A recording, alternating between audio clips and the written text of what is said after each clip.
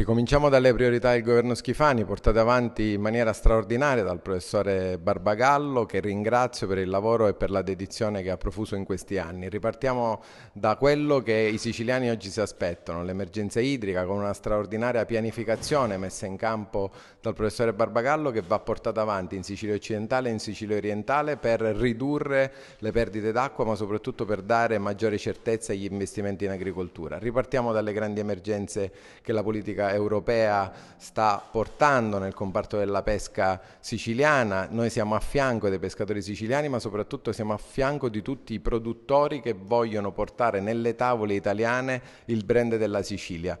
Ogni pasto, ogni materia prima siciliana rappresenta l'identità e le radici e la storia di questa straordinaria regione. Il governo già nelle prossime ore sarà impegnato a portare avanti le riforme tanto attese alle organizzazioni dei produttori e dei sindacati, come il comparto forestale e quella dei consorzi di bonifica, ma soprattutto è impegnato a reintrodurre nuove economie per fare sì che le aziende siciliane possano competere sempre di più nei mercati internazionali.